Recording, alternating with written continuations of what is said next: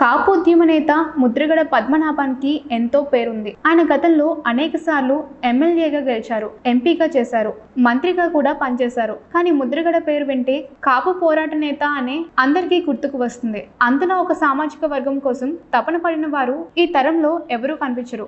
అంతేకాదు, రాజకీయాలను సైతం పక్కన పెట్టి తన కెరియర్ని కూడా వదిలేసి ముద్రగడ కులానికి కట్టుబడ్డారు. ముద్రగడ రాజకీయ జీవితంలో ఎత్తుపలాలున్నట్లే ఆయన ఉద్యమ దశలో కూడా ఉన్నాయి. ఇవన్నీ ఒకెత్తుగా ఉంటే ఆయన 2024 ఎన్నికల ముందు వైసీపీలో చేరారు. 2 ఏళ్లుగా ఆయన పెద్దగా రాజకీయంగా యాక్టివ్గా లేరు. ఆయన ఆరోగ్య సమస్యలు కూడా అందుకు మరో కారణంగా చెప్తున్నారు. ఇదిలా ఉంటే తాజాగా ముద్రగడ వైద్యం కోసం హైదరాబాద్ లో హాస్పిటల్లో చికిత్స పొందుతున్నారు. అయితే ముద్రగడని వైసీపీ నేతలు ఎవరూ పట్టించుకోలేదని, అధినేత జగన్ అయితే ఆయనను కనీసం పరామర్శించలేదన్న విమర్శలు ప్రత్యర్థుల నుంచి వస్తున్నాయి. సోషల్ మీడియాలో ఈ విషయంలో అయితే పోస్టులు పెడుతున్న వారు కూడా ఉన్నారు. ఇదంతా వైసీపీకి ఇరకాటంగా మారింది. కాపు కులం మద్దతు కోసం వైసీపీ నేతలంతా ఇటీవల కాలంలో ఒక సమావేశం పెట్టి మరీ సరికొత్త వ్యూహం దశగా సాగుతున్నారు. ఈ సమయంలో ముద్రగడ వంటి కాపుల ఐకాన్ హాస్పిటల్లో ఉంటే పట్టించుకోరా అన్న విమర్శలు వైసీపీ నేతలను, ముఖ్యంగా కాపు పెద్దల్ని ఇరకాటంలోకి నెడుతున్నాయని అంటున్నారు.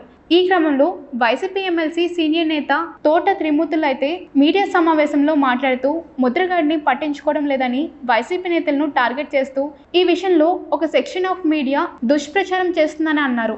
వైసీపీ నేతల గురించి కూడా అసత్యాలు ప్రచారం చేస్తున్నారని, సోషల్ మీడియా వేదికగా అదే విధంగా ట్రోల్స్ చేస్తున్నారని ఫైర్ అయ్యారు. ఇది మంచి విధానం కాదని ఆయన అంటూ ఆ తరహా ప్రచారాలు చేయడం తప్పని అన్నారు. తామంతా ముద్రగడ వెంటే ఉన్నామని చెప్పారు.